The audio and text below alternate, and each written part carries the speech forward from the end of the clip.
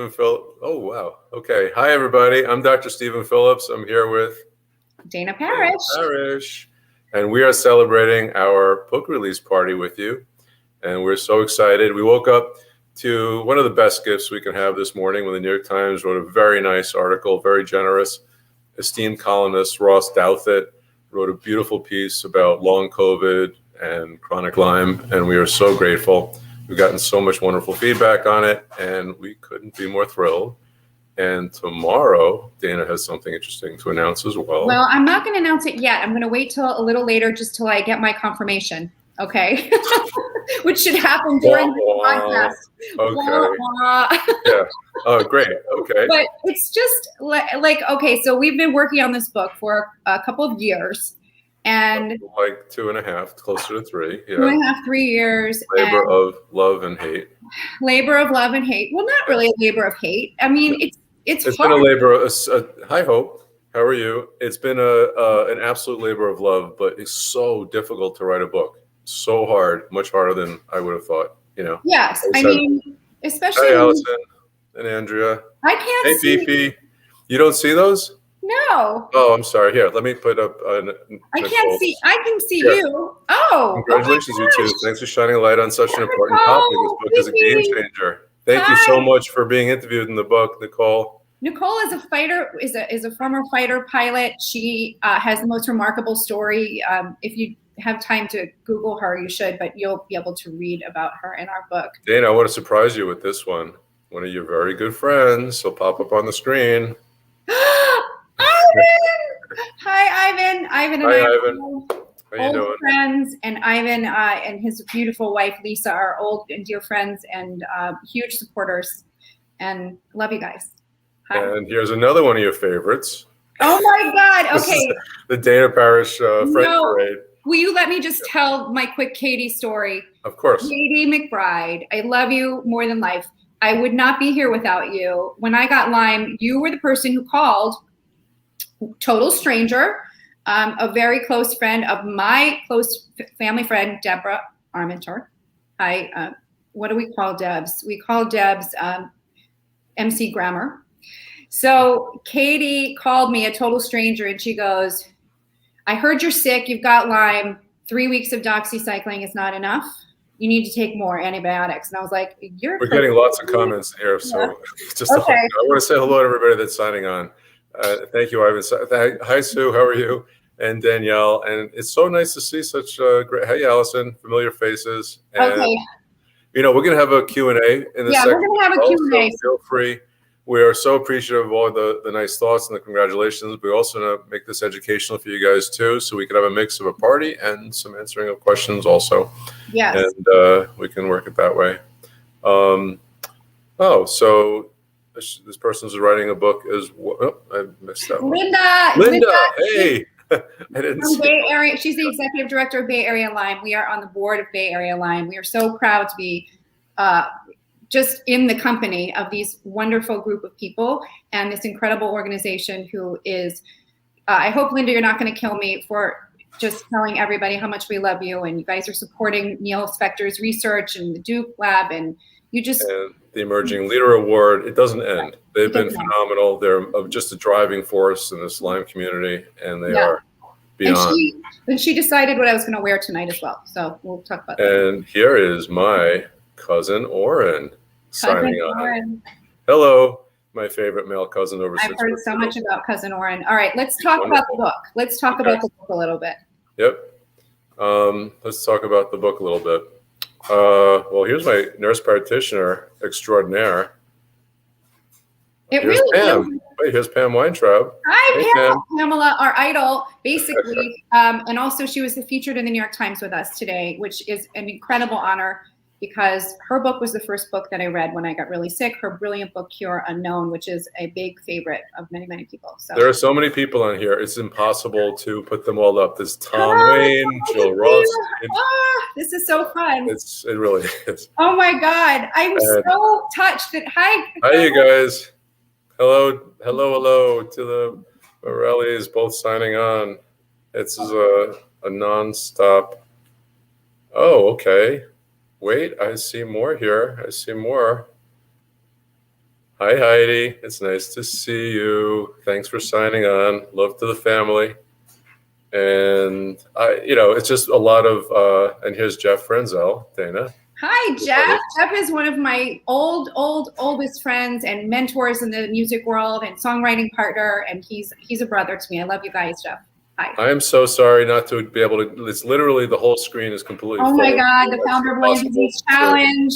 Melissa Bell, I love you. Thank you for everything. Steve, we should definitely talk a little bit about the book because this You're is so welcome, by the way. Oh, guess what? I'm just trying to acknowledge. You're so distracted.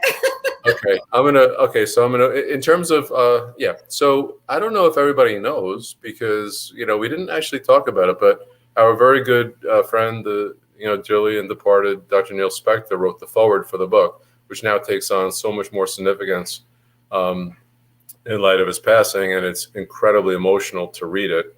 And we were thinking about reading a passage, but we figured it's best for you guys to read it yourselves because the words, we wouldn't do justice to his own words. And we just wanted to let you know that that's in the book as well. It's also, I think, very important to clarify that there is a COVID chapter, and depending how people buy the book, they get the COVID chapter in different ways. So it's currently part of the ebook, so it's a downloadable thing, and then it's in there. The book is complete. In the audiobook, when that's downloaded, it's also part of the audiobook. When you buy the audiobook discs, the first imprint, I guess, of the discs, I don't know if that's what they're called, still have the just without the COVID chapter. So then the chapter will be available as a download from the publisher, and same with the hard copy, the hardcover for the book, a download of a PDF of the COVID chapter. So everybody, please make sure that you're aware that there is a chapter out there that you would be getting and can get as a free download when you purchase the hardcover. Yep.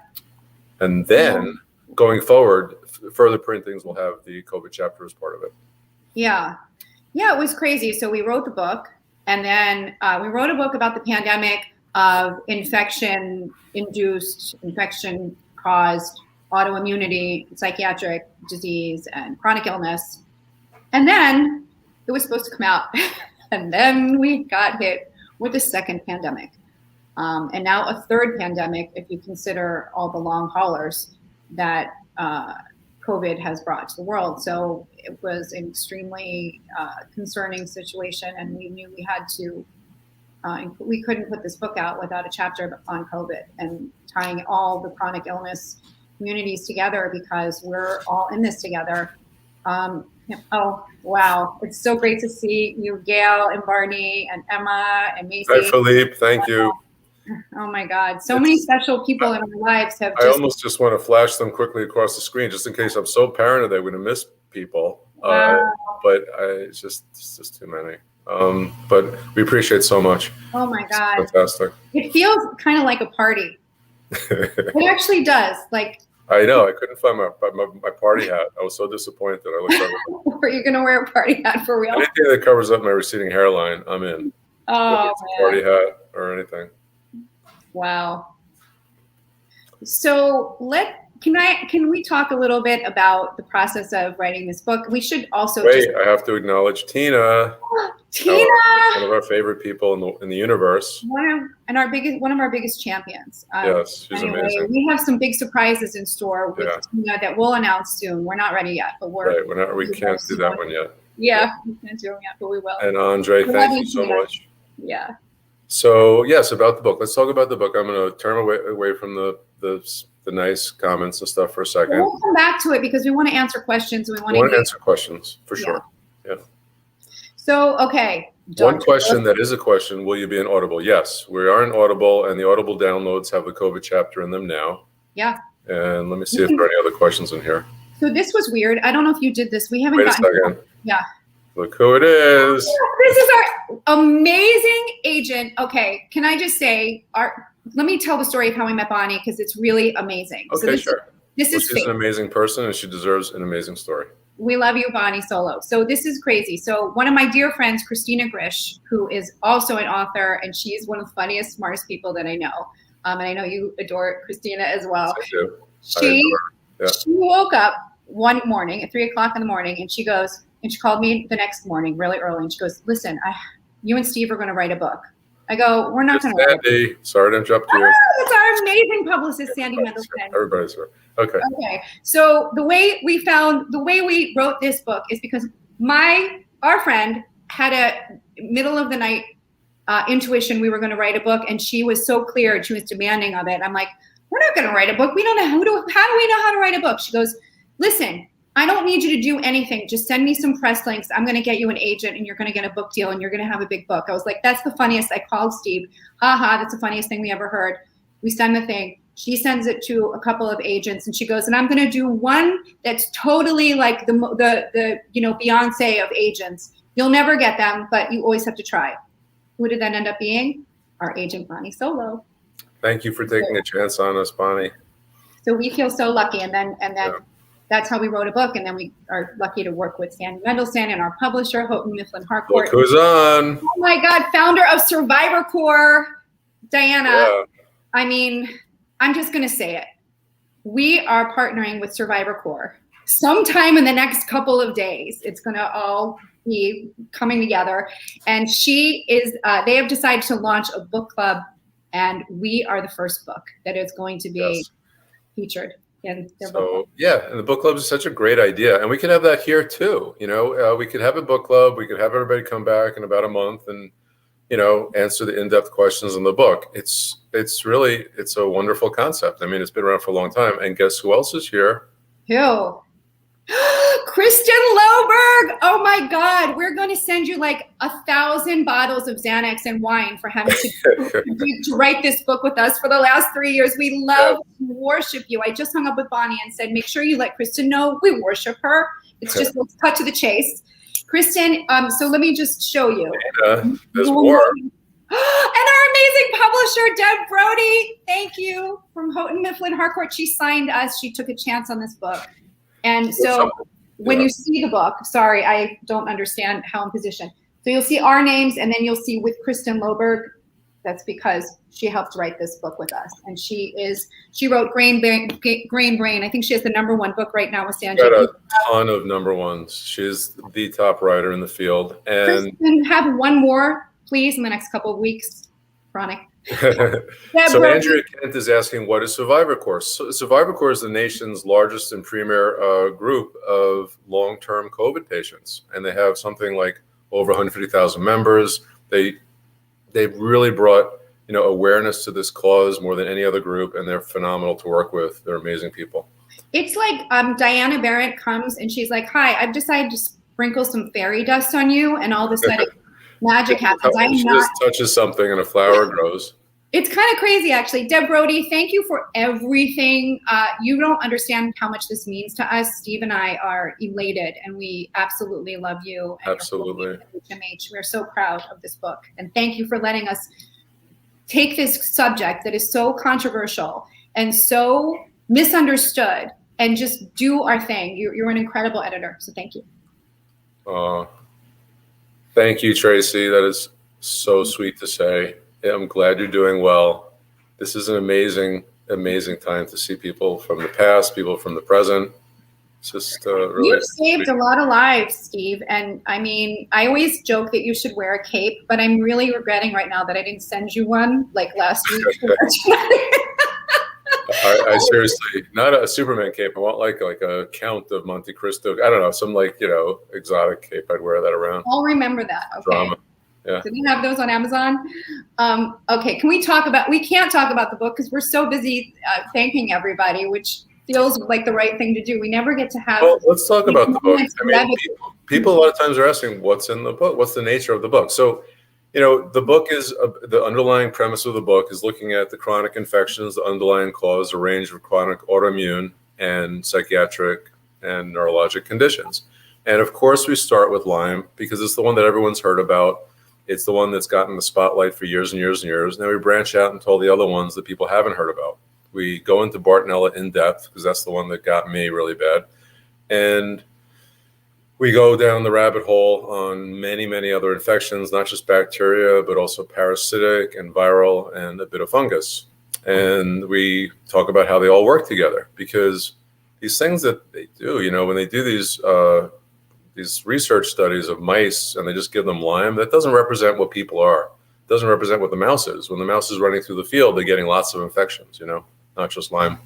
So we talk about how everything works in the body and how the immune system works to both try and get rid of the illness and perpetuate and cause symptoms, but at the same time, and then give people a hopeful kind of toolkit on how to navigate kind of troubled waters. It's really like a way of thinking. You have to approach these things with, like, leave your bias at the door, because so many patients come in to see me and they say, well, I have lupus. And then I say, well, which is it? Is it lupus or Lyme? And I say, or is it lupus or an infection? And I say, why does it have to be an either or? It's a big Venn diagram. It's saying, like, do you live in New York? Do you live in the United States? Do you live on planet Earth? And the answer could be yes to all three, questions, and they're all right. And they're not mutually exclusive and stuff like that. So. Yeah. I have to say that for me as a non-physician, as a citizen side or a fake doctor, as you like to call, you and CCC like to call me, I have learned who? We call you a gypsy doctor. Gypsy doctor, exactly. And never underestimate the powers and the insights of a gypsy doctor, because I come in with no bias at all. So and Diana Barron and I have this conversation all the time, because we both are in this weird position of talking about science and communicating science and hearing so much from so many respected people and trying to put that information into the world. But we don't come into it with any bias or anything at all. So we're just like, okay, yeah, that makes total sense, or that doesn't. It's very, very interesting to have been on this side of things and learn from you. Like, so many learning, I had so many moments with you when I first met you that just everything clicked. And I learned that, MS could be caused by Lyme or by another infection. Parakeets in general, yeah. Yeah. It's interesting. It's a funny comment. I like this one. I want to send one to every doctor who dismissed me, so I'll need 8,000 copies. Our pleasure. If Deb Brody is still watching, Deb, can you gear up the presses? Gear up the presses. Buffy needs 8,000 copies stat. Right. And we know that there are people don't realize this also, that there are bulk discounts, like significant bulk discounts through a company called Porchlight. If people do have an interest in sending to a lot of their doctors or a lot of their friends or a corporate situation, it's up to, like, I think a 37% discount. Yeah. It's a really good discount. And you don't have to order lots and lots of books, really, anything up to like 20 books or something. And it's pretty good. Okay, well, that's awesome. Porchlight. Okay. So I just think that one of the things that so Buffy just made a good point, is that one of the really big things that we hit on in the book is that doctors don't listen. They kind of it feels like their learning and their open-mindedness ends after medical school. You're smiling. I'm just reading the comments. I'm just talking to myself. It's fine. It happens sometimes. Because they're funny. They're nice comments. Okay, I'm surprised you can't see them. I thought you would be in. I'm sorry. I can post them all. No, I don't need to. I don't need to be distracted with all the comments. I don't want people to feel like I'm ignoring them. They're taking the comments, and I feel obliged to read them all. There's just so many. So I'm going to put my full attention back on you, Dana. Oh my God. Hold on, Steve. All right. Yeah. This is what we do, and we need to stop giggling when we're trying to do something. Okay. So I want to talk about how one of the things that we really thought was important to talk. You're looking again at the comments. I saw that. Okay. I need you. One of the things I think is really important for us to talk about is patients being dismissed by thousands of doctors before they get to a doctor like you to figure out what's going on. It was, for me, most of you here probably know generally my story. I was bitten by a tick. I got 3 weeks of doxy right away. I got really sick 3 months later. Within 5 months from there, I was in heart failure. 12 doctors dismissed me basically until heart failure, and then were scared, didn't know what to do. I got to Dr. Phillips, and here we are. So, but those 12 doctors, I've never felt so demoralized in my entire life, and I've never been not believed about my health. It was so bizarre to be Oh, wow. It's just me now. It was I really, put you on the spotlight. well, thank you very much. You're welcome. Okay. Normal flowers. But Yeah. no, see, I'm backwards. I can't see where I'm looking. Okay. Ugh. So, so I was dismissed by a dozen doctors, and it enraged me so much that I honestly basically walked away from my music career at the height of my music career, because I was driven by this outrage about what happened to me, and then hearing from thousands of other people. When I wrote this column in Huffington Post, and then what happened was I started hearing from people all over the world. I thought I was literally the only person who had ever gone through anything like this. I didn't know at the time other people who had gone through it. Now I know tons and tons of people. But I was kind of driven by rage. And that's kind of what brought me to this moment, if you want to know the truth, because I can't live. And, what's the one thing Steve and I we're very similarly aligned in that we feel this is such a crime against humanity, honestly. And so unnecessary. We really hope that this book changes that, and that you really will get to your doctors. So my mother is giving it out to all her doctors. She's Yeah. forged my name. I told you this. Oh, can you tell the story about how? Dear Dr. Romano, I hope you enjoy this book and learn from it, and I hope you treat your patients right from now on. Yours truly, Dr. Stephen Phillips. Right. Would I ever write that to a doctor? You would not. So no, but I think what happened was, did you call the doctor and say I didn't write that? And he goes, I know. I texted the doctor because he's my mom's doctor. He's super nice, actually. And I said, blah, blah, blah. Obviously, I didn't write that. You know that, right? He's like, yes, I do. I know. I just got a nice text from Mike Van Elsker. And Dr. Mike Van Elsker from Harvard, he is a neuroscientist. And the reason I'm mentioning that is because he was the first person to blurb our book. He's brilliant, and he's become a good friend. He was the first person, the first scientist outside of our world to take a chance on us to read the book. I say, I'm getting behind this. And then, a lot of incredible things happened after that. We got Sanjay Gupta to endorse the book. That was such a thrill. David Perlmutter, Terry Walls. George Church, Dr. George Church, the father Church, Dr. Ida Hermand. Right. Oh my God, Holly Ahern. Ying Zhang. Dr. Ying Zhang. Kristen Honey. Kristen Honey, absolutely. It's a who's who. We were very, very blessed, to have such great people come out and endorse the book.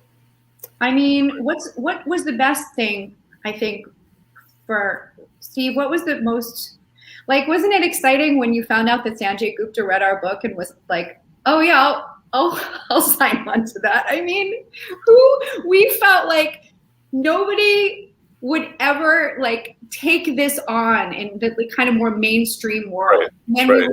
Yeah. I think that's a surprise that it was embraced, that it has been. These are innovative concepts. Most doctors have no idea that autoimmune conditions and these chronic illnesses can have a cause. Many of you know, here I'm going to go to my thing. I'll talk about my dad's story for a second.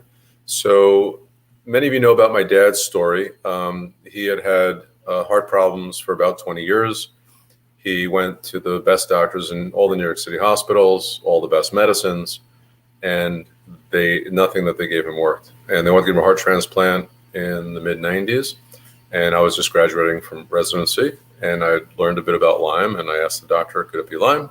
And he basically rolled his eyes and said, that's ridiculous. He doesn't have Bell's palsy, he doesn't have arthritis. And I had to treat him myself, and I did, and he recovered 100% from his heart. He never needed a heart transplant, and he's now 88 years old. So I think that even doctors are dismissed when they bring up valid points. It's not just patients. And you'd be shocked at how many doctors come to see me. They don't have generally the PTSD that patients who are not doctors have, but they are enraged. The doctors come to see me are enraged at the other doctors, the attitudes that they're getting, because they know how to fight back. They know the science, they can debate it. And the doctors won't debate, they just walk away. They just ignore, dismiss, and deflect. Yeah. And that's my experience of the doctors that come to see me. So. Yeah. Yeah. It's, I can't believe the dogma. I just absolutely can't believe it. And as we're talking, I want to acknowledge a different part of our world right now, which is COVID. COVID, there's so much overlap. And one of the things that has been the greatest, honestly, one of the greatest thrills and honors of my life is to get to know so many scientists that I admire and respect, starting with you, of course. But I just got a really nice text from an aerosol scientist who I love and admire, and I'm a big fan, and we've become friends. Her name is Dr. Shelly Miller. She's a rock star. And we interviewed her for the book. And one of the things that she really taught me early, along with Dr. Kim Prather and Dr. Jose Luis Jimenez and all these amazing scientists, was that COVID is airborne. And that's that's actually like kind of a important part of our COVID chapter, is because people really weren't being taught how to protect themselves in the beginning of COVID. And I learned everything I learned about how to stay safe from these people. And I just want to say hello, thank you to my COVID is airborne group, because I love you guys, and I spend a lot of time learning from all of you too. So it's just all come together for this book. But I also think that the gaslighting that's gone on with COVID is kind of emblematic of what's been going on in this kind of Lyme Plus community over the past 30 years. Yeah. Like, if I was an outsider, let's say I never had a family interest with Lyme. Let's say I never got really, really sick with these illnesses myself and disabled and my whole story. Let's say I didn't have any of that. I used to wonder, would I wind up in this similar position? Would I be some idiot, dogmatic person as well? I like to think that I wouldn't, but I'll never know. But I think it would be a hard sell if somebody told me, you know what, national health authorities are telling you the wrong thing. They're kind of not promoting the truth sometimes. It would have been a hard sell, but it's not a hard sell now with COVID. When I see that these early treatment options for COVID are being completely dismissed, and even though, like, ivermectin is a perfect example, the WHO sponsored a meta-analysis of 11 randomized controlled trials. The overall reduction in mortality is something like 83%. And then it's not front page of every newspaper. It's not all over major media. I mean, right. My patients say the same thing continuously. We're not hearing about this. You're one of the only people that is talking about this nonstop. We're talking about it because it's an injustice. And I think that ivermectin is gaining so much traction that people are starting to hear about it through things like Twitter and Facebook and everything else. Less so on mainstream media, and I don't know. I just think that it's like brought it all into sharp focus about what really happens in terms of gaslighting, and that's what I agree. And I was just talking to Kristen about this big shift that happened in the middle of the pandemic. This kind of light bulb, I think, moment for a lot of people outside of our normal general world of the tick-borne disease community, which is gigantic in and of itself. But I think the light bulb started going on at some point that, like, oh my God, this is what an infection can do to a person. I think it's like hard. It was a harder sell before COVID to say, an infection can cause you to be anxious and depressed and go into heart failure. That's poster child. Unfortunately, I took this to expose the truth of this in so many ways. Well, it's not yet fully exposed. I mean, I always tell people, if you can only afford to buy one book, then buy and then share to 10 people or something. I just want the message to get out there. And, of course, we want to do the best we can on all fronts, but I think it's very, very important to have this knowledge spread around. Yeah. One of the things that we talked, we haven't talked too much about, like, I know we talked about sort of the premise of the book, but I just thought maybe I could give a couple of, tell you a couple of names of the chapters, like a wild family of infections. This is not just about Lyme disease. This is about so many infections, parasitic infections, viruses, and everything. The myths that get in the way. There's so much misinformation that's just continually propagated, and it just doesn't ever stop. And that's why so many of us remain sick, and the difficulty in diagnosis and, mending your mind. We do a whole chapter on trauma. We want to become beacons of change for the healthcare system. We want to become we want to put like something good into the world by giving. This is not a book to say like everything sucks, everybody sucks. This is a book of hope, because we feel like the world is ready. The medical world, the world at large, we need a major shift. I agree. I think that the book is hopeful. I think it's not. Listen, I mean, I don't know if how many people on Facebook saw that I told my medical history to Dr. Bean Medical interviewed me, but Facebook algorithms, because it was a share, it didn't get spread as widely. But I can just share my medical history on here too and give you a little teaser about that. So, Do you have your file with you? Could you just? What's that? Do you have your records?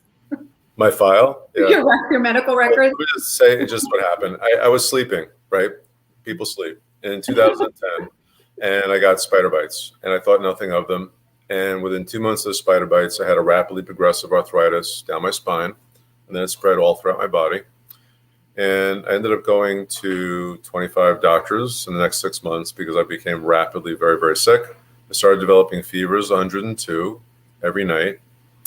I became very, very anemic. For people who know medical stuff, my hematocrit went down from 45 to 25, which is severe anemia. I became very weak. I lost 50 pounds in a matter of months.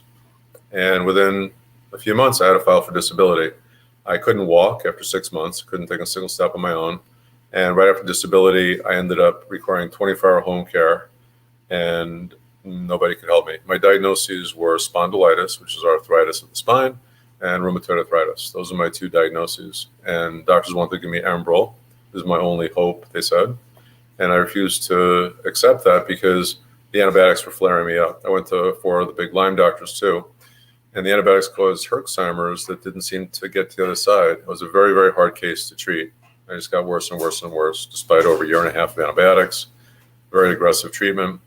And I kind of just figured it out in the last inning and saved myself and brought myself back to this really, what I consider a very good level of health. And so I would say that it's hopeful in that if there's hope for me, I went from not being able to turn over in bed on my own, not being able to lift my arms against gravity, and everybody thinking that I would die, including myself, to having a really full life and giving speaking tours around the world and writing this book with Dana and doing all these fun things. And I can walk for miles and miles and miles. And it's, like I said, if there's hope for me, if there's hope for Dana, there's hope for you. And yeah. with life, there's hope, Your story is honestly remarkable. I mean, everybody has their own story, but yours, when I found out what happened to you, it kind of, I got little bits and pieces along the way. When I finally read it, when you put it all out there, we talked about it a lot, but just in pieces again. You're literally a miracle. Thank God. I could cry when I think about what happened to you. I can't bear it, but you're a miracle. I mean, look at you now. We're gonna we got to write a book about it and change people's lives and save so many lives and change so many worlds. I mean, the impact that you made. People always wonder. People always note that you're very compassionate towards them, and they often don't know what, you probably were always like that, but I think you have a deeper understanding when people come in to be believed. You believe people, and that's one of the things about you as a doctor that really was incredibly meaningful to me, because I wasn't believed by, in my opinion, I didn't feel believed by the dozen doctors that I saw before you. So I always have to thank you for that, because that contributes to the PTSD. It's like I said, it's this act of betrayal. The bodies betray us. The medical system betrays us. Yeah. I couldn't talk about my illness to anyone when I came back to practice. Not that I was keeping a secret. I did feel like shame or something about being sick. Like I felt like I was broken in many ways. And then as I got better, that kind of lifted. But I couldn't talk about it, not out of shame. I just couldn't talk about it because I was traumatized. Yeah. I would start crying, immediately. And it was very not a great look. It wasn't so professional. And the EMDR that we talk about in the book just got rid of that. And now I talk about my illness to anyone. I'm going in an elevator with someone. I'm by the 7th floor. They know my whole story, in the old days, the pre-COVID days. Now I avoid elevators at all costs. Yeah, we avoid indoors at all, any like indoor air at all. We don't share air anymore until COVID has calmed down. Hashtag don't share air. Should we take some questions? Yeah. Well, this isn't a question, but this guy, Jake Broughton, had the Hi, Jake. same, Can I stay in touch? He's awesome. he had the same. I'm sorry that you went through something that's similar to me with the RA and spondyloarthropathy diagnosis, and same thing. You know, how many people don't find the therapies that we find? You know, how many people get stuck on the rheumatology hamster wheel and now they're on immune suppressant for the rest of their lives? A lot. Most, I would say, you know, yeah. Most for sure. It's disgraceful. It's really, I mean, you know, my friend, I won't mention his name because I think he won't want me to, but just, you know, a friend of ours said rheumatologists and a lot of these doctors are just kind of drug pushers, glorified drug pushers. I think we have that quote in the book from him anonymously. But, you know, you just feel like you're never going to stop. You're never going to be able to get off of the medical merry-go-round. You're never going to be able to stop taking drugs if you're just treating symptoms. And I think it's really important for people to understand that, you know, getting to the root cause can fundamentally make you well. Like I got off of everything I was on to curb the pain that I had, the physical pain and everything. I don't take, the only thing I take now, honestly, are some vitamins, and I forget half the time. I mean, now because in the era of COVID, I'll try to be more diligent about stuff. But generally speaking, I don't take anything anymore. So just to read a couple of comments. So Buffy Rogers LaRocca says she'll be buying a copy from Monica Embers, who we know very well, who's a friend. That is really sweet. And I'm sure that Monica would very much appreciate it. I think Monica's in the book. Monica is definitely, we talk about her research quite a bit. Yeah, for sure. Yeah. Hi, Monica. Monica is an amazing researcher from Tulane. Yes. And Daria Fuller is asking, I'm sorry if you answered this already, but when should your book ship out if we pre-order it on Amazon? Should be getting it, I think, any day. I don't know exactly, but yeah. Yeah, people have gotten them today. I've gotten a bunch of pictures and stuff from people. Mm-hmm. So here's a technical question. This one is, how you know the difference between Lyme and MS? Does the brain lesions always mean it's MS? So it's a Venn diagram. Not everybody with Lyme gets brain lesions, but some people do. Not everybody with brain lesions develops clinical features of MS, but some people do. It's a group within a group within a group. And it's not an either or. You know, there are doctors who say it is an either or. There are doctors who say, okay, there's an MRI. And I've had this with patients over time where patients bring me in an MRI and they're going through stuff for 10 years. The first MRI's got 2 spots. They say, oh, non-specific, could be nothing. Then it has like 3 to 4 spots. Like, I wonder, do you have Lyme? Oh, yeah, the person has Lyme. That's what that is. Then they have 15 spots. Like, oh, you have MS. What's the difference between this? You know, you have more spots over time. And, you know, there's a tremendous, we've done videos on the relationship between infection to MS. There's a huge section of the book about this. It's one of my kind of personal areas of interest. Having had friends with MS who I've saved a long time ago, with antimicrobial therapies who've not needed immune suppressive therapies and are exceedingly well 20 years later. Yeah. So this is always like one of my pet causes. And the only reason I stopped like doing lectures on this relationship is half my practice was MS for a while. So the last time I gave a lecture at a university about MS was probably like before I went on disability, so before 2011. Yeah. But I used to lecture on it all the time, and tons of MS patients were treated in the past, most of them successfully. So that was great. I've met some of them. I actually met one of your patients that had 40 brain lesions, and I didn't interview him. I was going to interview him for the Huffington Post, and then we ended up doing something else. But he had 40 brain lesions, and we did talk about his story in your article, and it was one of the most shocking things I ever heard, because by the time you were done treating him, I think he had 4 brain lesions left, something like that. Is that about?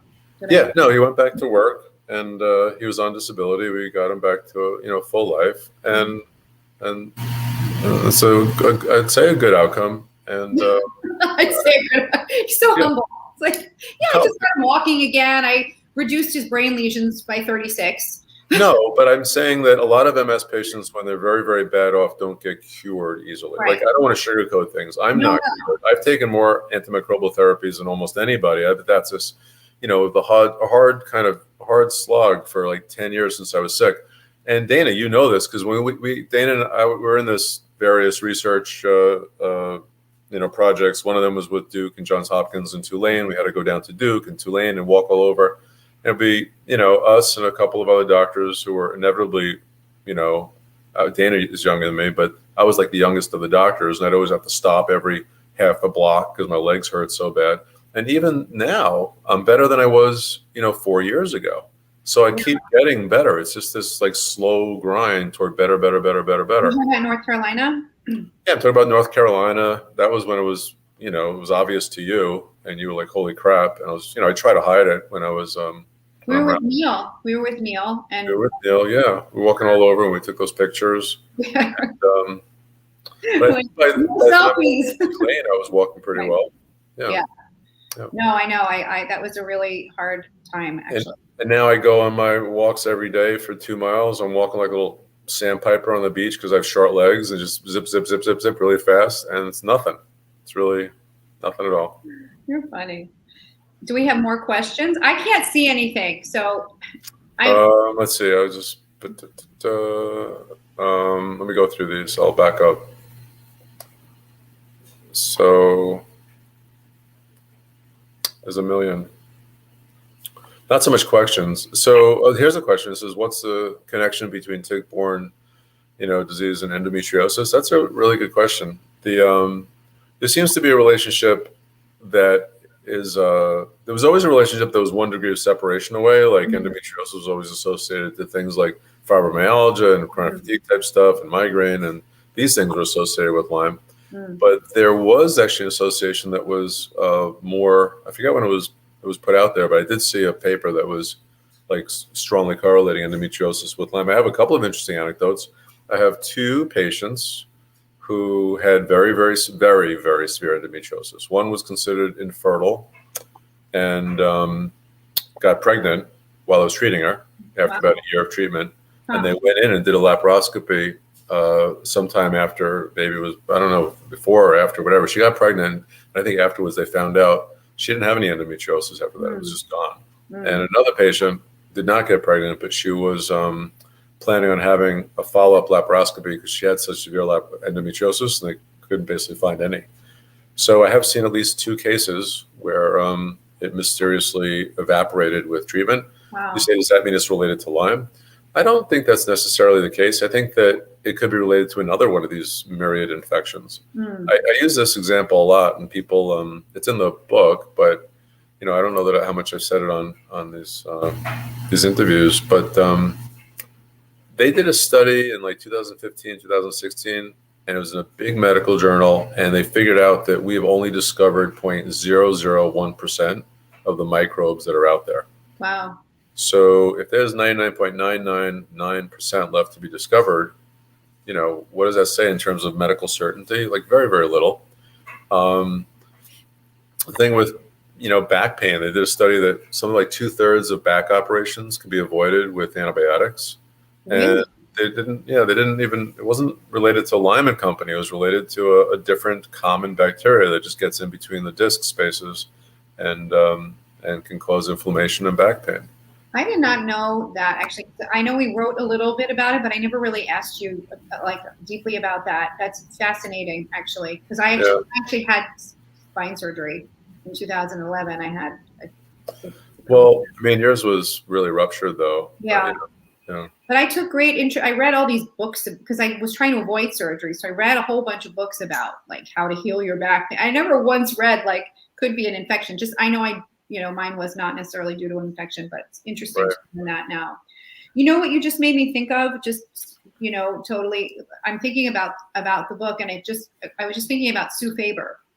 And I was thinking about One of the things, Sue Faber is I don't even know what to say about her. She's a superstar in the world of Lyme. She is a nurse, but she's a researcher. She is she's like Martin Luther. She's an inspiration. When I She's see her like speak, Energizer Bunny. She's, I die. So she's in our book because we did, and it's because of her. I really think that we took such an interest in congenital Lyme. I think because she really came and gave us all this literature and really, for me personally, just educated me about how important this was and what a big deal it was. Can we talk a little bit about the resistance to congenital Lyme is so absurd. What it is.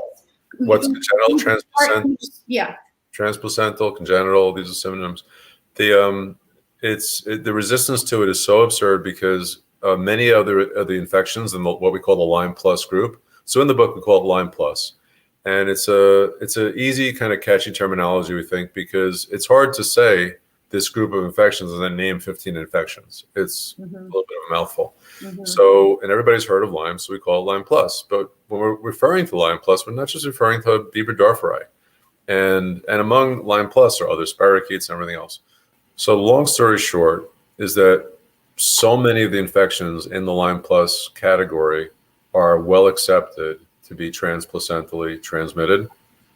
And there's far, far less evidence of transplacental transmission in many of them than for Lyme. For example, like babesiosis. Yeah, there's some evidence. It's far stronger for Lyme. And Lyme is just such a hot button topic. It is just so politicized that everybody has an opinion, and there's no middle ground. What can happen to babies or to children that are born with congenital Lyme? So just there are going to be people that don't know even what that means. That means transferred from mom, pregnant mom to baby. Right. And it's kind of like syphilis. Lyme is a close cousin to syphilis. So we have to sort of think of it sometimes in those terms, in terms of what it can do. So can you comment a little bit about what it can look like to have a baby with congenital Lyme and talk a little bit about so similar to syphilis. I mean, a lot of syphilis babies are born healthy appearing, and then they get sick over time. The same thing can happen with Lyme, and kids can miss developmental milestones and have developmental delays. And then some children can be born very, very sick from pregnancy, from the time of giving birth. And I have seen that. Yeah. But thankfully, most of the patients that I've treated, with pregnant ladies, I offer them treatment throughout the pregnancy. And some have elected to do that, and some have elected not to. And the ones that I've treated throughout the pregnancy, they've been born healthy appearing and were healthy and had good developmental milestones, to my knowledge. I have a couple of cases that are mysterious, but it's very complicated, some of these cases. But to say, just in a nutshell, I think that the question is, does treatment help during the pregnancy? We need better studies to find out. There are no real studies. Intuitively, it makes sense that it could help. I can tell you from what I've seen, it definitively helps the mother. Because a lot of moms get a flare of symptoms when they give birth. The immune system is suppressed during pregnancy.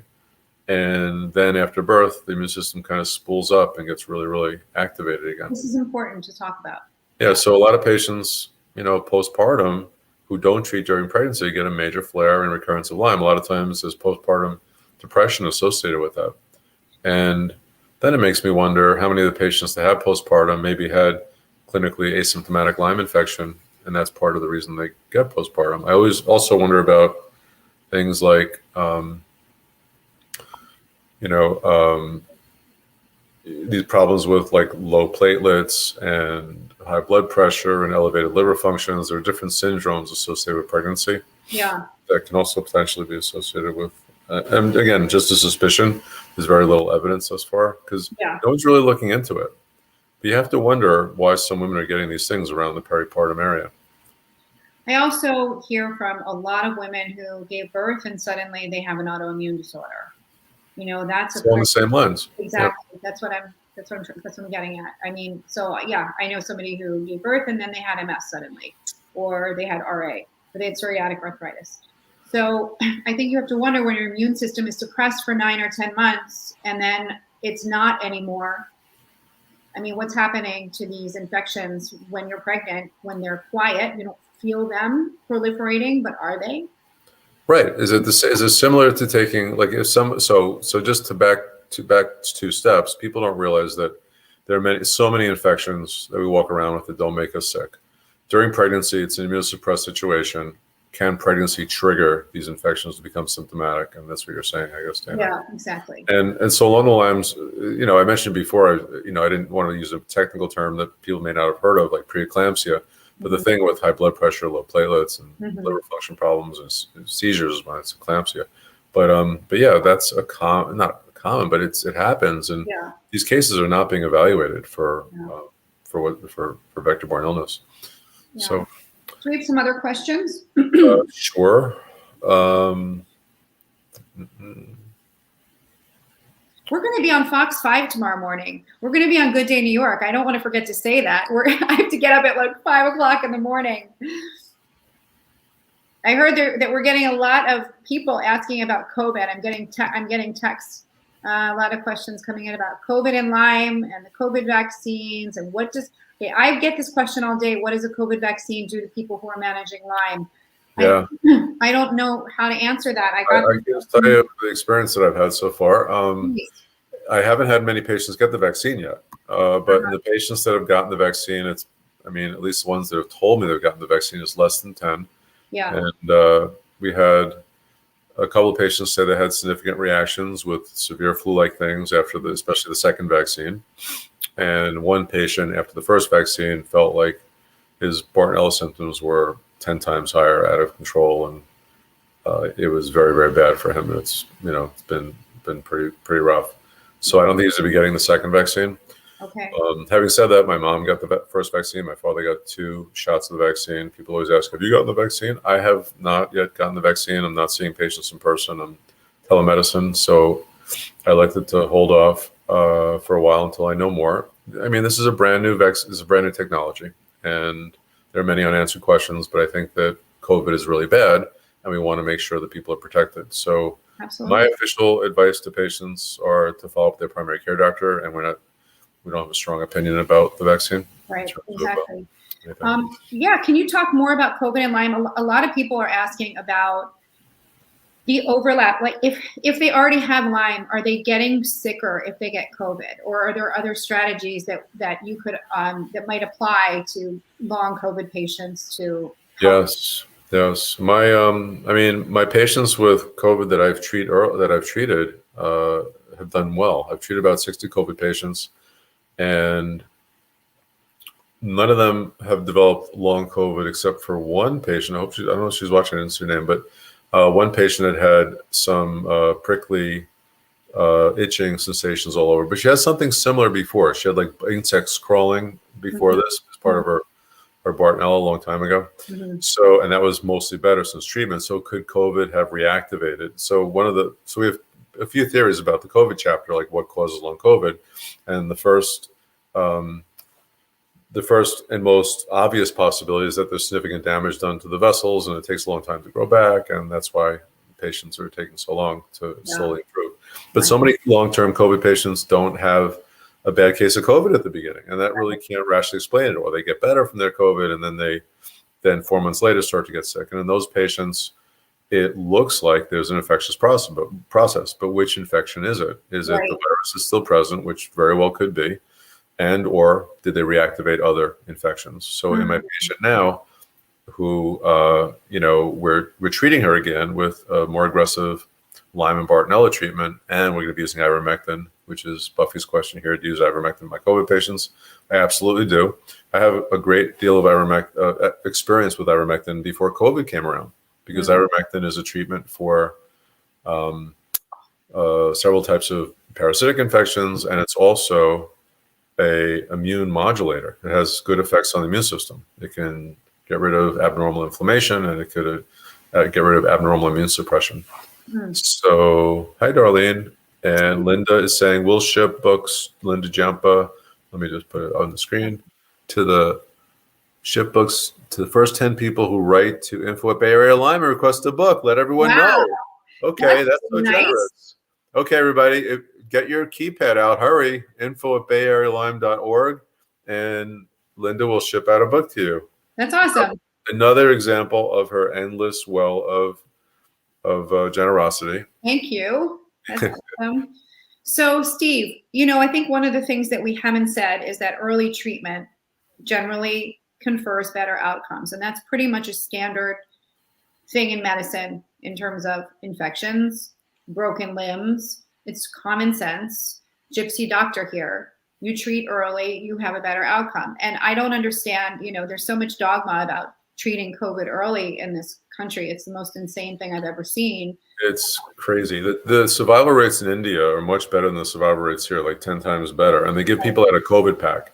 And it has doxycycline, ivermectin, the controversial hydroxychloroquine, which I think was demonized unfairly, but that's a whole nother story. And also vitamin C and vitamin D. The Zivverdo pack. What's that? The Zivverdo pack, Ziverdo. That's what right.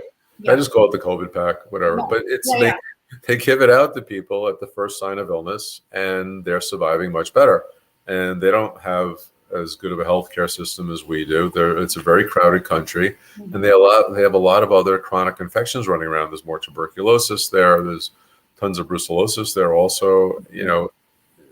And there's still the dismissal early treatment option for COVID is mind-boggling, and I think that it's not in the interests of our society, and that's how I feel. Yeah, I think it's going to take a multi-systemic approach to get this pandemic under control, and I think early treatment is a really important part of that. We've been saying it for a very long time, and I hope that now people will start recognizing the truth. I'm starting to see the media report on it. The New York Times did a story on it earlier this week, so I'm hoping that becomes more commonly thought about, and it's like, hello. And if anybody comments on the New York Times article today, we definitely would welcome you to comment on that article from today, because it was such a great article.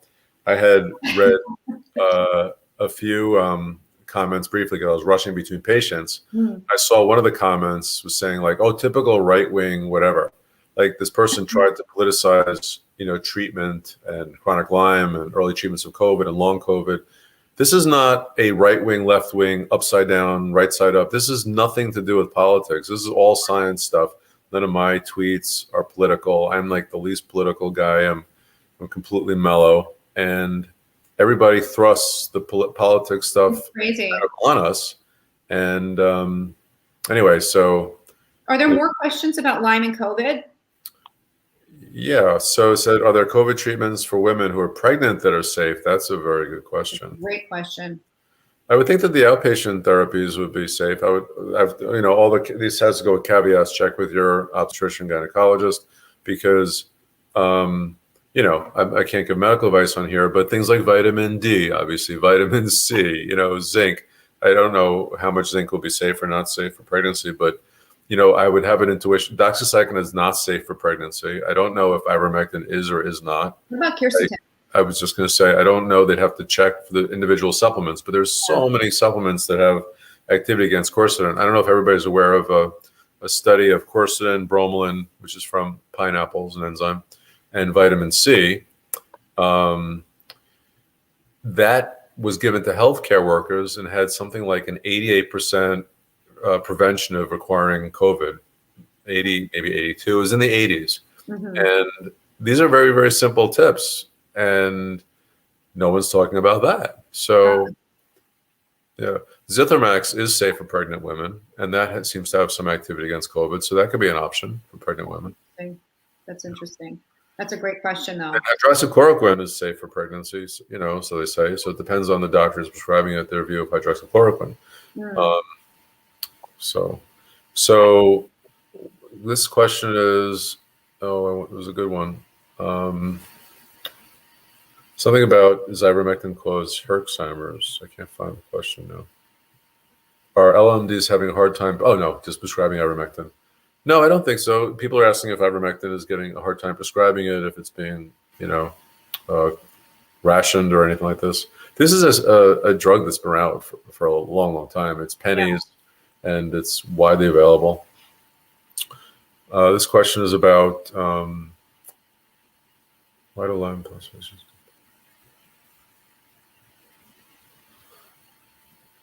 Okay, here's a question about mold and Lyme disease. I mean, I do consider mold to be a stress, like many life stresses that we undergo. I mean, big mold is everywhere. It's ubiquitous. Every time we breathe in, we're breathing in mold spores, and you have an apple, you're eating mold spores.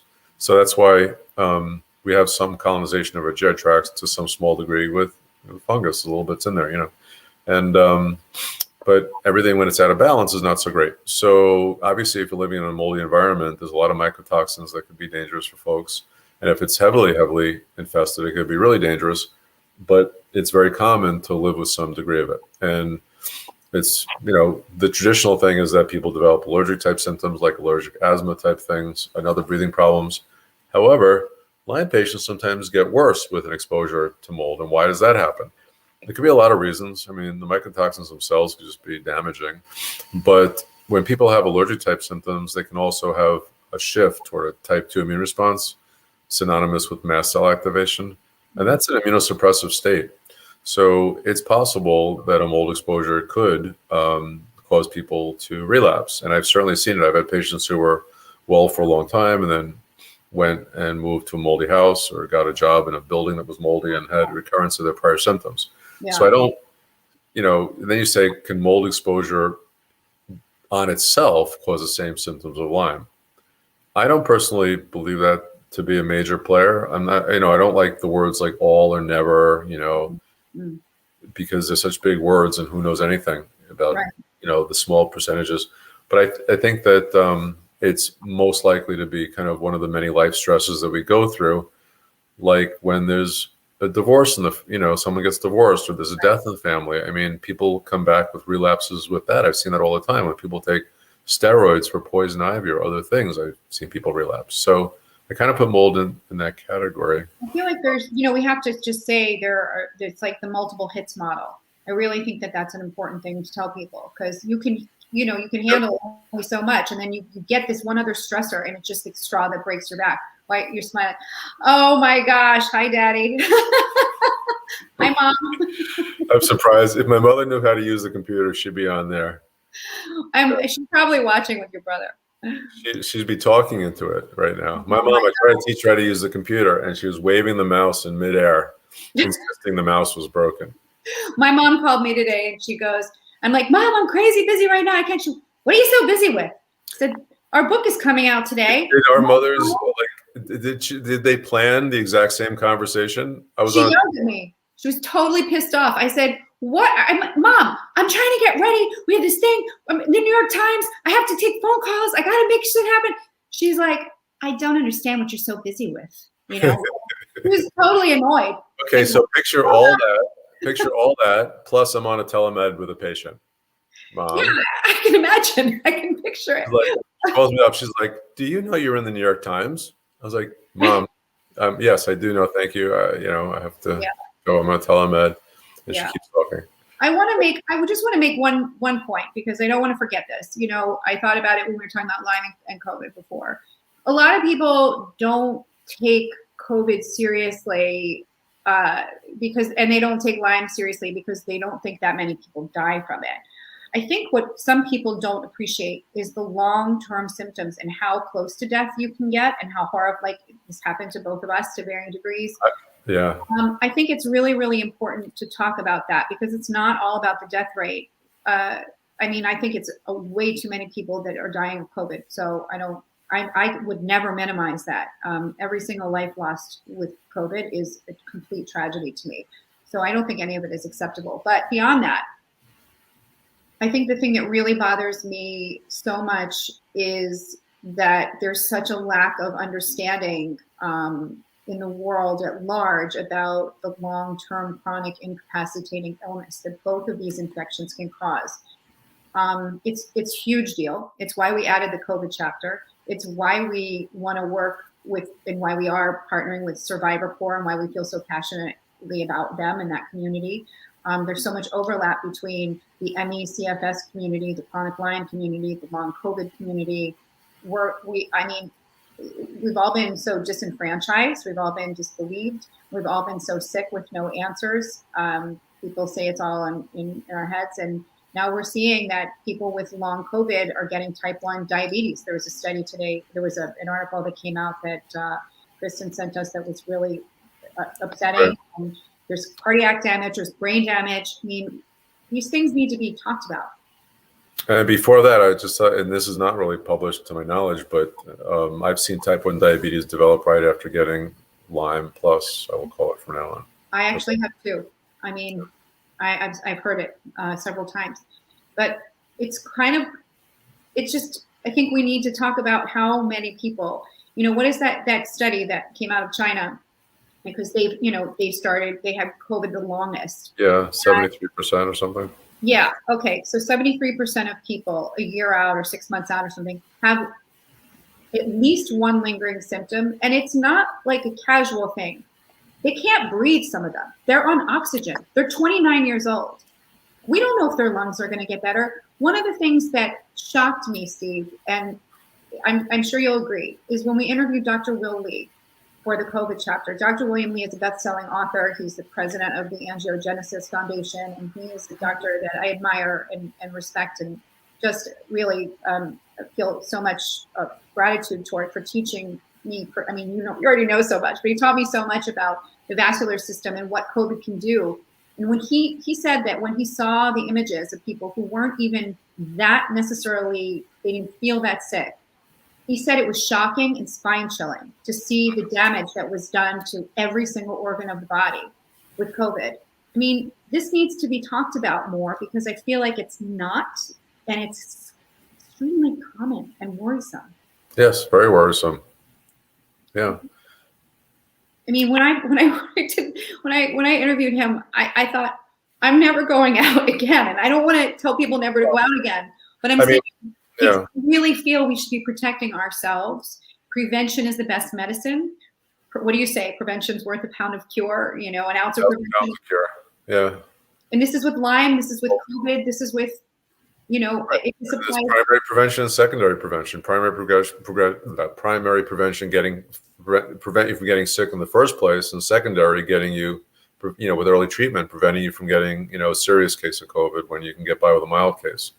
I mean, we both have friends in high-risk groups who've had early treatment, who've avoided hospitalization. None of my patients have even gotten sick enough to go to the hospital. And I've treated high-risk patients. I mean, they're not just high risk because they have, Lyme and other infections. Some of the patients have had traditional high-risk, group categories. They're older age, they're obese, they have hypertension, high blood sugar. Yeah. So heart disease. Yeah. So I do think that secondary prevention is very important also. The primary prevention with the N95 masks and using common sense, and people don't know about these CO2 meters where they can go, if they're going into stores, they can see how frequently the air is circulated inside the store, to get fresh air in.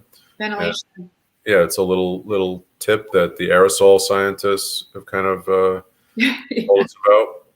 I've gone down the rabbit hole big time. Yeah. I'm like super granular, and I love to call you at the end of the day and tell you all the things I've learned from my aerosol group, but I really do learn so much important stuff. And I love to share it with people because I feel like it's the same with Lyme. Like, you're not getting the straight thing. You're also not getting it in real time. A lot of times there's a wind up to how do we break this news to the public? Well, we don't have time for a wind up. We need to know right this minute. If you can't get an N95, I get a lot of questions about masks, okay? Yes. Is an N95 something that would be ideal? Yes. Can everybody get them? They're actually available to the general public now. There's plenty of websites, and I've posted them on my Facebook page, and we'll post more again if people want them. But if you cannot get an N95 or you don't have one today, I did talk to some aerosol scientists this week in anticipation of this conversation and said, what should they do? Surgical mask with a cloth mask over it, because it's all about the fit. People don't know that the aerosols are coming in the sides of surgical masks. So you want to, and there's also this thing called Fit the Mask, and it's like a mask brace. These are really, really important things that I feel. They're so simple. We do have a couple of questions here. So there's a couple of questions from Gerald. Hey, Gerald, looking for questions about why aren't insurance companies covering treatments and, doctor's visits and such. They cover differently. Medicare, some doctors take Medicare, some doctors don't.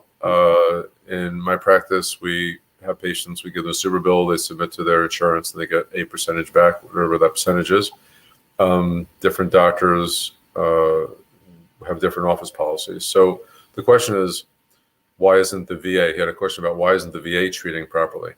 I have not seen the government treat these illnesses, the armed forces treat these illnesses in any way that's resembling what I would think would be a proper approach. I would always give a blanket offer to go and have a talk with these folks and share whatever bits of knowledge I can with them. But I haven't seen patients go through the VA system and have good luck treating vector-borne illness. And here's a couple of disturbing things. And I was just there's a comment saying that someone who works in interventional radiology is seeing a lot of strokes in young people after COVID, which is worrisome, very worrisome. It implies that, the vasculature is damaged. The question is it continuing to get progressively damaged? Like if the virus persists in the body, is it continuing to do progressive vascular damage that's silent? And there is some evidence that it can in some people. And because we know the story of Diana's son that was made public, where one of his adult front teeth just came out. It fell out without any blood, implying that the vessels kind of got damaged supplying the tooth. The tooth fell out. It was kind of a dead tooth. And then when she posted about it on Survivor Corps, she asked people, had they also experienced that? And there were tons of them. And it was, and then the New York Times wrote an article about it. From Megan Brown. Wow. It's a very worrisome observation. Yeah. Well, we know that COVID is a vascular disease, right? I mean, it attacks the vasculature. So again, I don't think that's something that people are thinking about, and that they don't know that it's common knowledge. Like, we're immersed in this. And I don't blame people for not wanting to be immersed in it, but I think it's an important thing to point out. And here we are. It's from Nicole. The Department of Defense and the VA is just as uneducated and unaware of tick-borne illnesses as civilian doctors. I agree. I think they may be actually worse off. I mean, some of the sickest patients I've ever seen have gone through the government systems. And, I just, like I said, I would anytime open offer if any high level, doctor in the government wants me to just do a PowerPoint, hang out for a few hours, or as long as it takes 100 hours. I don't care. I would be very happy to volunteer my time to help, protect the people in the armed forces, and they deserve good care. They don't deserve to just be put on steroids and steroids and steroids. Right. So awful. That would be great. So I can't see any questions, just so you know. So I'm not just sitting here like chilling out and ignoring anybody. I can't see anything. I can only see you. Right. So Gina Panic is asking, how do you treat long COVID? There's no uniform agreed, treatment for long COVID, but I think because there's accumulating evidence that the virus can persist, why aren't there being studies with some of these safe oral medicines that have anti-SARS-CoV-2 activity? Yeah. I have one long COVID patient. I always talk about my one long COVID patient who was not treated with her initial COVID illness by me. Mm-hmm. And she called later, and she called in a panic saying, here's Mike Schneider. Here's our friend Mike. Oh my God. Hi, Mike.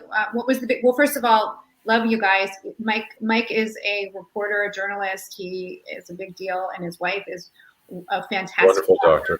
Michelle D'Antonio. I send her so many patients. She's a pediatrician. She treats tons of tick-borne diseases. Anyway, so my one long COVID patient. Thank you, Mike. My one long COVID patient. I said, she had months of chest pain and couldn't breathe, and I gave her ivermectin, and she responded. 24 hours later, her chest pain went away, and she was good for a few months. And then she relapsed and had it again, and then I gave her ivermectin again. And I think that it's not a coincidence. She responded twice to ivermectin. And I think that in her case, she probably still has a bit of the virus left over. That's my sense of it. But how do you prove these things? People should know that when they try to when they have found evidence of the live virus left over, it Mhm. wasn't from a nose swab. They did GI biopsies, gastrointestinal tract, and then they did biopsies way up close to the brain to Mm. get it from the olfactory bulb. It's not just where the regular swab goes. It's not easy, and people can't just go to the regular doctor and get a test to document that they still have the virus. So because of that information, I'm amazed that more doctors aren't offering patients, relatively safe, cheap therapies to see if they can get their long COVID under control. I think it only makes sense. Yeah. And I know they have to do studies and everything else, but So can I ask you something? Some questions that are actually coming to me by text are about diet and about lifestyle issues that might be able to quell COVID, or that might be applicable from Lyme to COVID. Would you mind talking about that a little bit? Diet, lifestyle, anything, yeah. anything to make people feel better. I mean, so when I was sick, anything I ate made me feel like I was gonna have to go to the emergency room. Like I'm passing out from anything. I ate very, very small meals because for whatever reason, couldn't tolerate food of any kind. I was like, what kind of food can I tolerate? I couldn't. It was anything. Am I allergic to every food, or is this just something that happens with my case of Bartonella?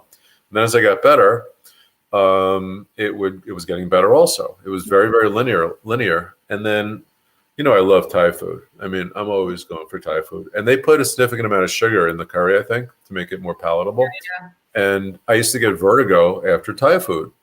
And then I was like, let me do an experiment. I'm going to have like a whole box of pasta, which I'm not recommending for people to eat a whole box of pasta. But I would eat like a whole box of pasta and I would get vertigo right after that. So it seemed like I could trigger some symptoms that was still left over by eating a really, really heavy carb load. And people say, well, be a carnivore. Thing is, I'm a vegetarian, and I don't really like meat. I never did. And it's going to be, hard for me to be a carnivore. So, so I do try to limit the carb intake and be like a thoughtful vegetarian, and now the good news is now I can eat a ton of pasta if I wanted to, and the vertigo doesn't happen. So I'm calling you a ravioli now. Yeah. You used to eat so much ravioli, like, hello, ravioli. Yeah. I'll just be like Pizza Hut when you call. Because carbs are us. No, I don't eat, just carbs, but I eat a sampling of everything now, and it doesn't make me sick like it used to. So I think that the most important thing is to get the person better and to avoid the foods that are making them feel sick. Some people develop gluten intolerance. Some people, develop actual food allergies. I've had many, many patients develop severe food allergies as part of their illness. Again, it's part of this thing where when the body can't tolerate a long-term bacterial infection or a parasitic infection of any duration, it shifts into this weird type 2 mast cell. We have a whole section on it in the book about this deranged immune response that predisposes to allergies and problems with blood pressure regulation and flushing and all these bizarre things. And that can go away with treatment, because I had it and I didn't. You say, did you take a lot of Claritin? Did you take a lot of this?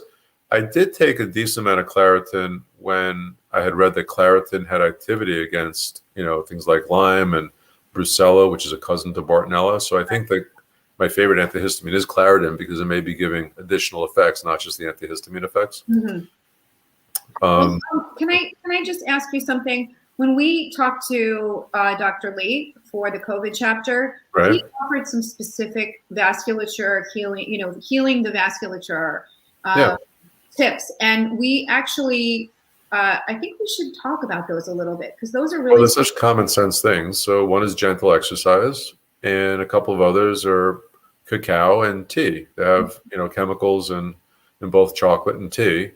And I don't encourage people to eat chocolate bars. Like my brother heard me say that I was thinking cacao was good for you, and I find out he's eating like 2 chocolate bars a day. I think people say resveratrol is good, and people drink like I drank 2 bottles of wine trying to be healthy. Right, exactly. So it's kind of like that. So I make, I get this organic cacao from Costco.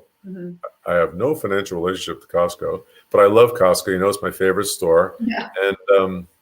And then I, put like a tea bag, like a mint tea bag in there, and I put some maple syrup, just a smidge, and some like, soy milk kind of thing. I actually use this like almond cashew milk thing. It's really creamy. I'm telling you, it's delicious with like very little sugar, and it's like a great vascular drink. You know, it's a really dark chocolatey kind of a wonderful thing. So it's something I highly recommend. I felt a lot better when I got Lyme and in Bartonella, and I was extremely sick before I got to you. A patient told me that eating paleo was going to help reduce my inflammation. It reduced my symptoms so drastically. It was shocking, and I hated it so much because I love bread and I love to eat, you know, whatever I want. I mean, within reason. It helped my pain level a lot, and I've heard that. And I mean, we talk about a couple of different diets in the book, and that's, you know, eating strategies. That's one of them that really helped me. I know some people like Neil Spector used to tell me all the time that he really favored the Mediterranean diet. It was an anti-cancer diet. I know you also have talked to me a little bit about that. And Mike Schneider had asked, what was the biggest surprise about writing the book? And I love that question. How would you answer that? How much work it would be is the biggest surprise. Yeah, it was a lot of work. And how many edits, how many iterations, how much polishing. It's like, this is a polished. Okay, we're on a 75th iteration of chapter 1. You know, it's a lot of work. It's a tremendous amount of time, and it's a commitment, and that's the thing. I mean, if you want to write a book that's solid, you know, if you want to write a piece of garbage, I think you could write it quickly probably, but we're both so hypervigilant that between the two of us, you know, we cancel each other out sometimes. Like at some point we had this conversation, like we are very relaxed with each other because we know that we'll jump in and save the other one from, like, you know, going down some terrible situation because we're both so hyper vigilant about things. Like, you know, you're my SOS, I'm your SOS. It's a good thing. Luckily we have a very similar writing sensibility, which was great and made it so easy. So Jill Patter was asking, so you're not using the Marek protocol for more severe long haul COVID? I mean, I said, you're thinking, were you giving your patient a 1 dose? No, I don't just give the 1 dose of ivermectin. I give, you know, everything's fluid. You know, these protocols are constantly changing.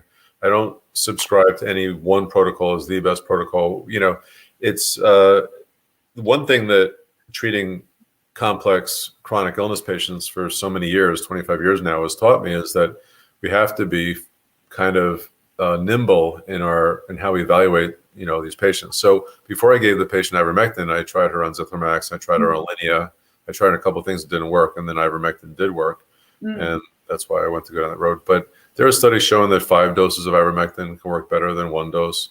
The problem is that in some patients with ivermectin that have Lyme or Lyme plus, that because ivermectin makes the immune system a bit more, you know, normal and not immune suppressed, people can actually get an immunologic flare. I've definitely seen that with many cases of ivermectin over the years. It's still a minority, but it happened to me. This part's not in the book. I didn't talk about this with the Dr. Bean interview, but when I first took ivermectin, the doctor gave it to me at a really high dose, and I asked for the high dose. You know, I wanted to be so aggressive. I was filing for disability. I was already filed. My last day in my office was June 15th, 2011, and I was given the ivermectin on like May 30th or 29th or something, and then 4 days into it, I basically had to be carried out of the office, and I was put into my bed, and I did the rest of my office visits by phone because I couldn't go into the office. And I was like, yay, I'm having the biggest heart stammer ever or something like this. And I stayed on it for 4 months hoping it would turn around. And it never turned around. And I gave up, just completely defeated and just, you know, full of just abject suffering. And then you just fast forward a year and a half of continued suffering and multiple near-death experiences and everything else, and terror. And then I got a lot better. And I got a lot better on certain drugs like rifampin and Bactrim and quinolones and tobramycin and some supplements like monolaurin and artemisinin and oregano. And I said, I'm going to try ivermectin again. This was such a mystery. This drug flared me up so badly. Let me just see. I'm so much better now. Maybe I can tolerate it. And when I took it, I felt immediately better. I felt like $1 million. And I was like, is this even the same drug? How could a drug that flare me up and wreck me like that for 4 months make me feel so good. I just think that it's a testament that, if you strengthen the immune response and you have a high infectious burden, it's a double-edged sword. You can have the symptoms really flare up terribly. But if you're kind of ahead of the 8 ball and you have a low infectious burden and you strengthen the immune response, it's kind of like what we all want. We all want to have little bits of bacteria in us and a good functioning immune system that's not suppressed by the infections that we carry. I want to say that I actually took ivermectin several times for several COVID scares during the last, 8 months or whatever. And I remember I was so scared to take it. I made you stay on the phone with me the first time. I was like, I'm going to happen right then, Right. But still, I was like freaking out. I was back east actually. And I was fine. Like literally nothing happened. I'm always scared that something terrible is going to happen. And literally it was like nothing. And most of the people that I know that have taken it, nothing's happened. With you and I have one other friend who had a bad flare, but honestly, it seems like most people don't even notice it. Somebody asked me to have you clarify about pineapple, about bromelain. And they said it went by too fast. They didn't catch it. So do you want to what's bromelain? So bromelain is just to reiterate what exactly, like, can you just spell it so people can get it? And it was bromelain is it's actually part of a lot of quercetin supplements, like Douglas Labs, which we carry in the office, has bromelain, quercetin, and vitamin C in it. Okay. And that's nice because it's all in one pill. So you don't take a bunch of pills. But bromelain is it's known to have some antiviral activities, and it's an enzyme found in pineapples. It's spelled BROMELAIN, I believe. And so here's a nice question from Kate Holly. Do you feel that there will be new therapies for Lyme as per Duke and Tulane? I do. They were making amazing progress, kind of at lightning speed, and we're not able to disclose stuff without permission about what's going on in there. So we'd have to defer to our friends at Duke and ask, what we can disclose or not. But they've come a long, long way. And this is a question about the limbic system. Have we looked into limbic system impairment and hyperactive symptoms? Yeah, some patients get a good response to this DNRS, which Dane, I know you're very familiar with, dynamic neural retraining system. And it's something that is supposed to retrain the limbic system and help. And it does help a lot of patients in my experience, but it's a big commitment in time to do that. I like EMDR. I don't know if it's the same, but people do talk about, people do talk about that. I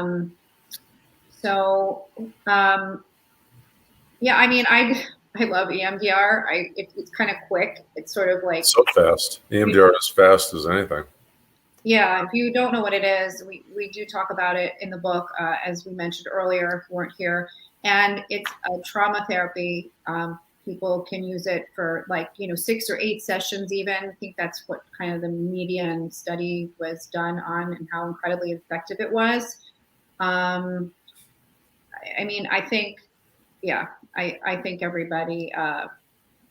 I think everybody should just know that there are strategies to reduce trauma that are studied and effective, and you don't have to be, Woody Allen for the rest of your life, just 5 days a week.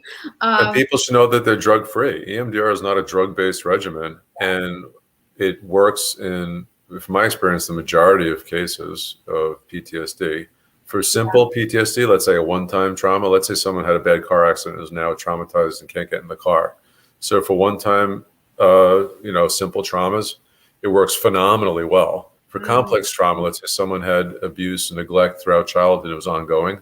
Those are a lot of, layers of the onion to peel, but it works extremely well for that too. It just takes multiple sessions. And I've had patients with profound trauma where their lives have been changed through effective, trauma therapy.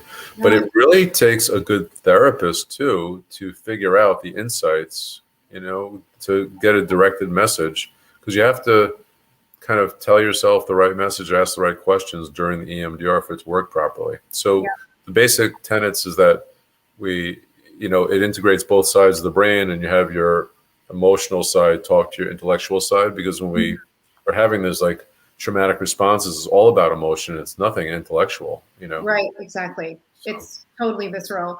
I just want to tell you that I got a text just now from the executive director of Bay Area Lyme, who's giving me permission to talk about the fact that they are funding Neil Spector's work. I may have mentioned it earlier somewhat trepidatiously because I wasn't sure if that was public, but they've raised millions of dollars to complete his projects. My dog just came out to see me, to complete his project. And you know, Neil's the horse we always bet on, and he was like, you know, brother to both of us, and he was he was a giant, and I just want to thank, like, personally, as his, you know, he used to call me a sister.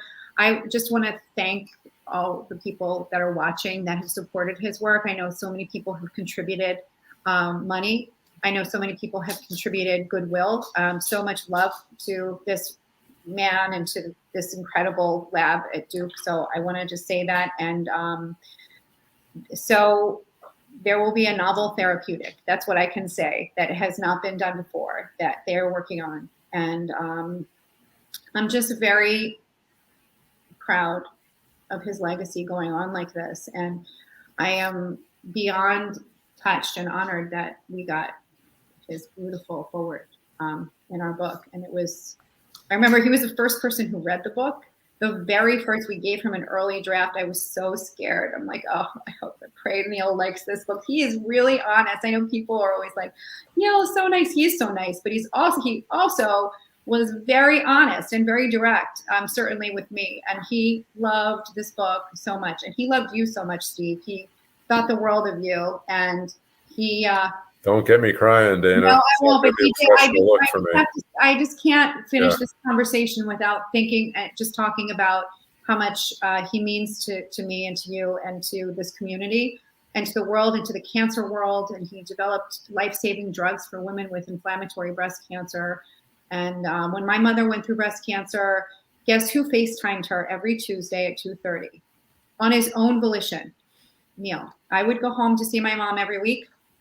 Like clockwork, my mom would get a phone call at 2:30 every single Tuesday. And it was Neil who wanted to see her, tell her to keep going.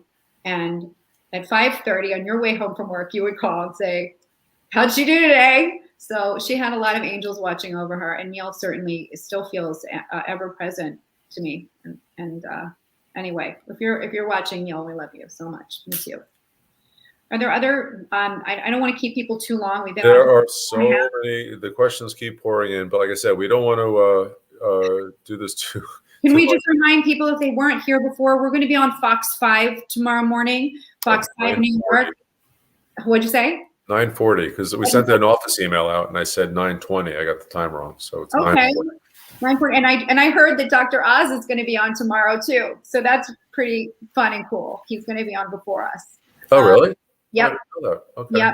Yep. Cool. Yep. Absolutely. I'm getting a text now saying he'll be on right before us. And anyway, it's pretty cool. Good karma, because Dr. Oz is a big champion for chronic illness, and he's just been so helpful in the Lyme community. He's done a bunch of stories on it, and we appreciate all of that. He's fantastic. And we met him at the GLA. We met him at the GLA gala, and we got to talk to him for an hour. And he had so many good Lyme questions. I was so impressed with how much he knew and how curious he was. I was like, I wish they were all like Dr. Oz. Remember when he talked about that he does heart surgery in less time. He does a heart transplant in less time than you see a person for their intake. He was like, you see patients for 3 hours at a time. I could do 2 or 3 heart transplants in that amount of time. Anyway, that kind of cracks me up when I think about that moment. So we are pushing an hour and a half. So I was going to say to everyone, what's that? We got to eat dinner. By the way, I poured some wine. I poured so much wine because I was so. I have some wine too. It's in a tumbler. I don't have a fancy glass like you, but we'll do I have no class. We'll do a toast. At least it's not a Dixie cup. What'd you say? It's a Dixie cup? Not a Dixie cup. That's all I can say. Okay. This is some lukewarm Sauvignon Blanc. just got to thank everybody for being here with us tonight. This did feel very celebratory. Steve keeps looking at all your comments. I can't You're not giving me a chance to read any of them, Dana. So Linda's saying, like, Neil's still with us, and yes, and bring some limes. Yeah, from Melissa, we have to do the lime challenge. You have a lime tree. Yeah, Dana has a lime tree in her backyard now, which is great. Yeah. And says, what does this say? This coming in fast and furious here. How can patients support the book and Lyme Plus cause outside just Facebook shares? Let us know without cussing at the Lyme denying docs. Yes, don't cuss. How can patients? Well, buy the book. You can buy the book. Yeah, you can buy the book. You can buy the book for a friend and tell the person that you bought the book for that if you found something intriguing and enlightening and helpful for humanity in this book, that they have to buy a book for. It could be like a chain letter, I'll buy a book for you, but you have to promise that if you learn something that you think someone can benefit from, because everybody knows somebody with chronic illness. And that's, I think, a very interesting and probably effective way to do it. Buy a book, and you have to promise me that you're going to buy a book for someone else if you think the book is worth reading. I do think it's worth giving to doctors. I really genuinely do. I think it's worth giving to your doctor that you have to twist their arm, though, to make, doctors who are closed-minded won't read a book that a patient brings. I just want you to tell you from the doctor side, I know what it's like, because patients have brought me 100 books over the years, and I would love to read them all, but I'm never on vacation, and I'm always doing other things, and doctors are so busy. Like, you have to corner the doctor and say, look, you've been down this path with me, and if a patient feels dismissed, I think they have the right to say, you didn't have other options for me. Yeah. And here are the other options. Yeah. Here are the options that you didn't offer me.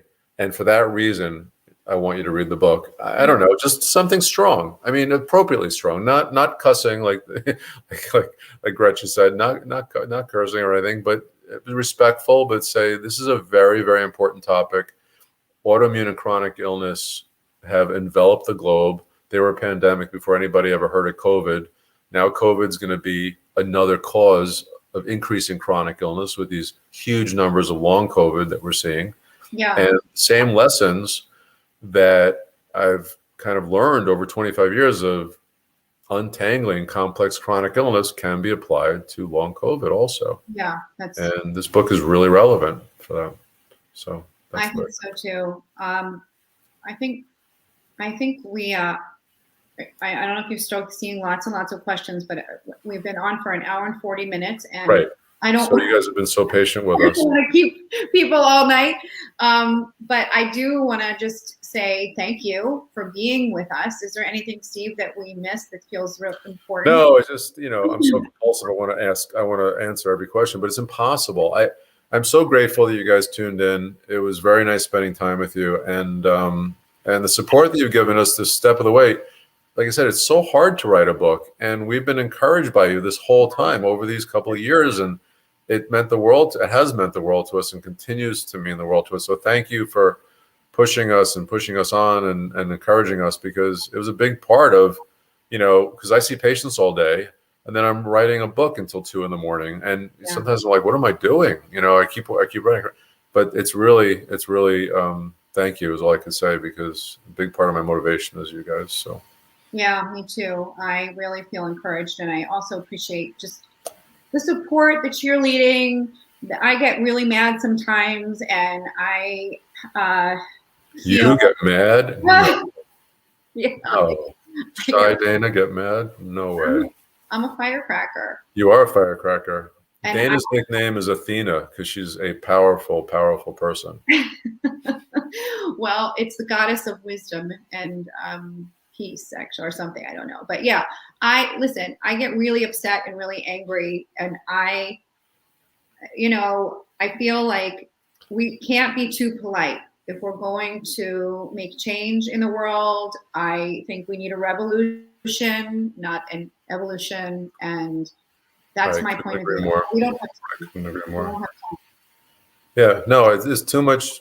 There's been too much jerking around over the last 30 years. We're all getting older, especially me. I mean, I've been doing this 25 years. People say, "Oh, you've helped so many patients, you saved so many lives." It's all true, and it's amazing and wonderful. But if I were to keep doing this and seeing patients around the clock, I couldn't possibly see all the patients that are sick. And the only way that that's going to happen is if we educate change the status quo, change the medical system, change how doctors are taught, change the denial and the disbelief and all of these dogmatic things that are getting in the way of patients getting adequate and compassionate care.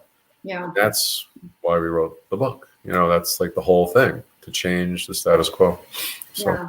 Well, anyway, so let's just sign off, Dana, because these people, everyone's going to get tired, and I'm getting tired too. And I don't want to keep people too late because it'll be difficult. So thank you so much, and we'll come back if you want to turn this into a book club kind of a thing. If you guys have questions about the book, we are happy to schedule another talk. We can do another live, Facebook, and we can discuss specific parts of the book that you may have questions about, because that'll be, I think, really cool and informative and just really special. It's really important to us to keep connecting with you. The book, this is not the end. This is the beginning. This is a whole other beginning for us. And we want to keep as much in touch with you and keep you informed and have you keep us informed. And it's a learning process, and we're on it with you. Thank you guys so much. We hope you love this book as much as we've loved sharing it with you. Have a good night, everyone. Okay. Be well. Bye, Mom and Dad. Bye, Gary. Okay. Bye.